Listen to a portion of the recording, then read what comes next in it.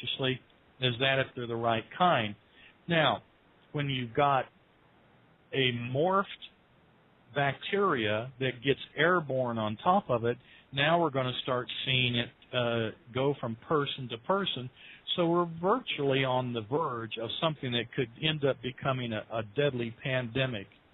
And, when we start seeing that kind of thing going where you don't get any information from any reports about morphing of the genes of a virus or bacteria until you get up, say, into Oklahoma or Arkansas, I know then for sure they're hiding the information in the southern states because it's not showing up. And why I'm saying that is because on Combinomics, the site that talks where we have a constant report of what happened, like, for example, with H1N1, and then the morphing of it that occurred in the Ukraine into a more deadly virus that didn't seem to get very far, but now we have this one in that has just now popped up in India, and there are over 600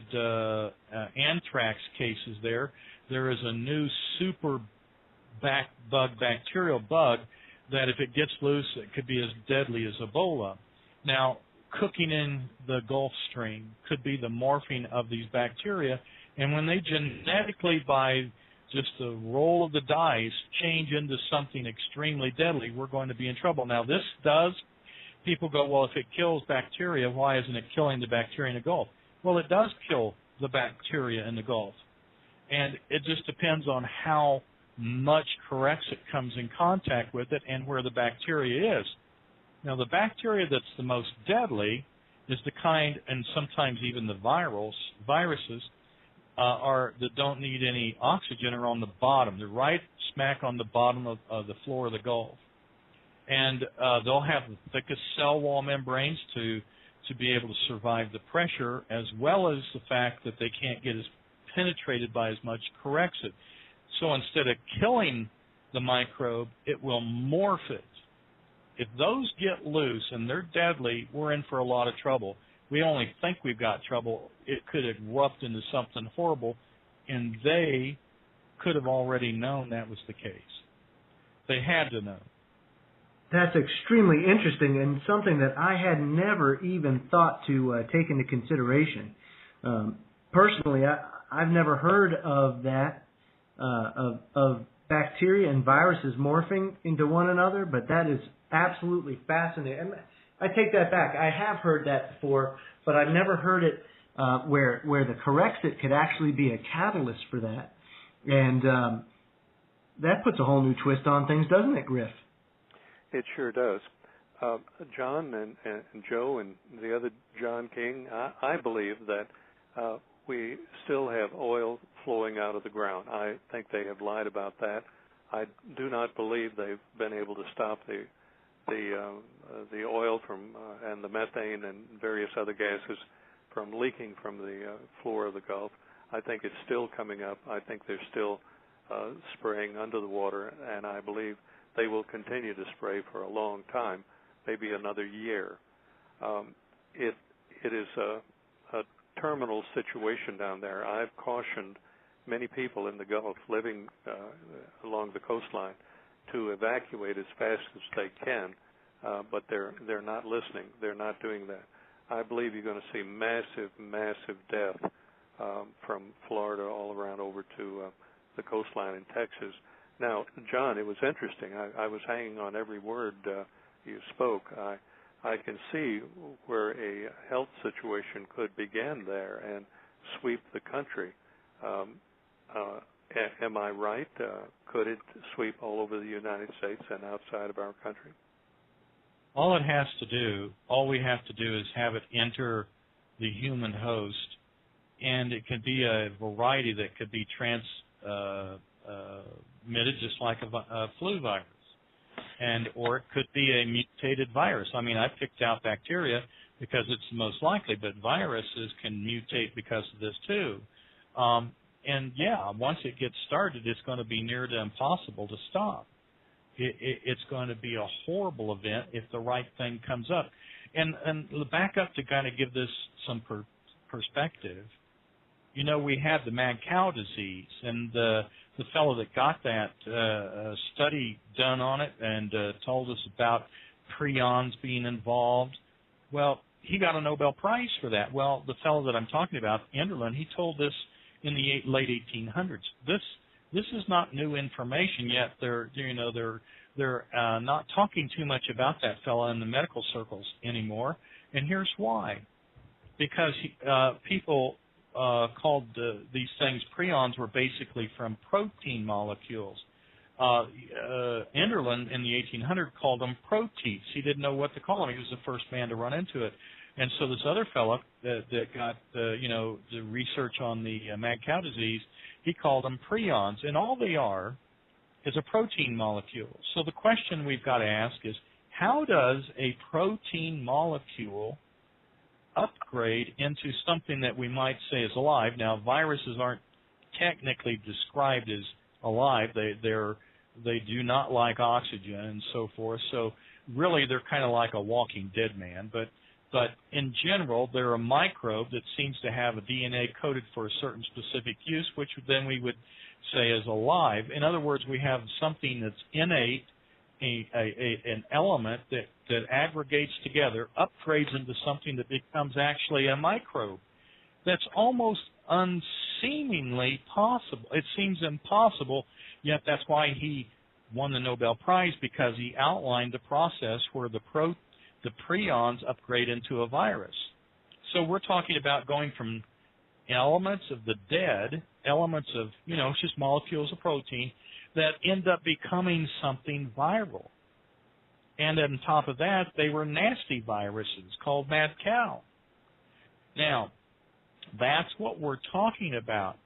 And why these kind of things upgrade, as they call it, is because the environment is adequate, and in the capacity that they are in, or the environment that they're in, allows that to happen, and they mutate, and most of the time that happens in an acid environment. And as you know, the oceans have saline solution, which is a base element that keeps the pH from allowing too much of that kind of thing to occur. That's why when the waters get stagnant and the saline solution evaporates, or it stops moving around, the saline's not in it anymore, you begin to have dengue fever and those kinds of things.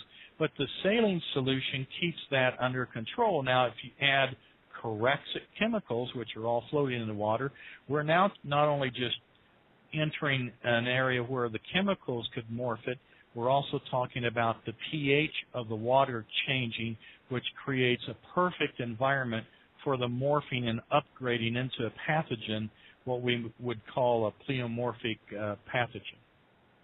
Now, here's a question from the chat room, and it was posed to you, Doc. If you're living in the Gulf region, how far inland do you go to consider yourself safe? Well, if I was, I would definitely, I wouldn't put it past anything. It just depends on which part of the Gulf you're in. Mm-hmm. I'd be out of the state of Louisiana for sure. Right. If I was on the Gulf of Texas, you could still probably stay in the state of Texas. And anybody on the Gulf Coast right now needs to be gone. That's just a matter of fact. Now, right. How far it carries could be clear up into the Midwest of the country. I mean, a lot of people are saying, well, how you can, I thought rain was kind of a distilled thing. Well, we already know that it isn't always pure, because we've had acid rain, we've had red rain, we've had red snow, we've had kind of an oily film left after some water that we've seen fall from the rains in inland cities and towns, and the closer you get to the Gulf, the worse. I'd have to say that, I would go to the Midwest if possible. I'd just get out of town, and that's going to depend on a lot of things. The further you get from the coast, the better. Every block you go, every mile you go, and if you can, leave the state. Well, here's a question that I have for you too. Seeing as how we're dealing with a possible biological pandemic here, can people treat themselves with like colloidal or nano silver and be able to ward off something like this? Do you think that's possible? Well, let me kind of explain how nano or colloidal silver works. It's Sure. kind of like let's say you've got a stock tank. They used to, well, they still do. They put stock tanks out by the pasture fence. You run water in for the horses and cows to drink when there's not enough water. And that stock tank might be, 80 gallons, 100 gallons. It just depends on how big a one you want. But let's just pretend like that stock tank is your body that has water in it. Okay. On one side of the stock tank, we're going to drop some bacteria, and it's going to start mixing with the water. On the other side, we're going to drop a whole bottle of colloidal silver or nano silver. Now, as long as that silver can come in contact with those microbes, it will kill it, but they have absolutely nothing to do with ramping up the immune system to fight it off. And it has to be in contact with the microbe. So as long as those particles or those microbes can bounce around and avoid coming in contact with silver, they're not going to ever be killed. So you're kind of playing a crapshoot. Are you going to be able to kill them or are you not? And that, when it's a deadly virus, that's not the best approach.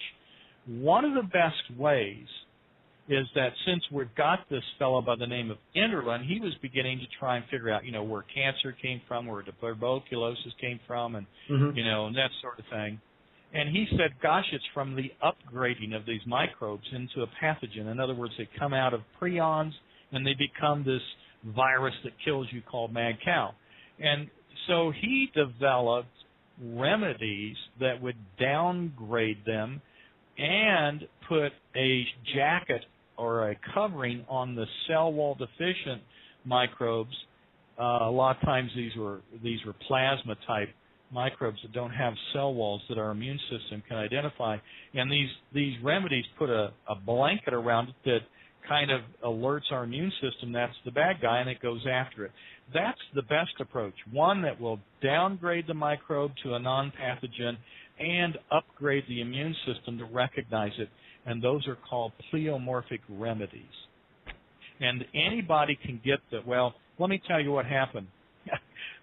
Griff likes stories. I'm going to tell him the story. We had this H1N1 start, and so I have a lot of people calling me saying, what can I do? No problem. I've got something for you. And all of a sudden, after 2 decades of having this remedy from Germany available in the United States, just about the time H1N1 gets rolling good and people are needing this remedy to downgrade the potential, the FDA shut the door on that company and would not let those remedies in this country. And just here, about a month ago, they let them start coming back in. Isn't that just real interesting? How convenient, eh, Griff?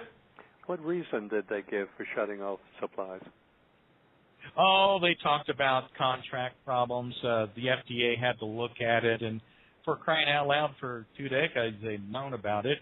And, it has to be practitioner given, but hey, you couldn't even get it if you were a practitioner. They were very flimsy on their excuses why, and it just happened to coincide, I thought, very conveniently. Now, there is another very similar product from another company that I was able to access, but it wasn't near as large, and maybe they just missed it. I don't know. But I moved them all over to that. But now they're back, and they're available, and who knows, maybe they'll stay, maybe they won't. But the best thing about them is you can buy them, put them in your preparation and emergency medicine cabinet, and keep them till you need them, and have them ready. They can last for years. Where would people be able to purchase things like that, Doc? You're going to have to get with a practitioner that knows them. I can help them either find a practitioner. I'd be glad to guide them in the right direction to get those for them. and all they'd have to do is just email me, and I can give you an email address.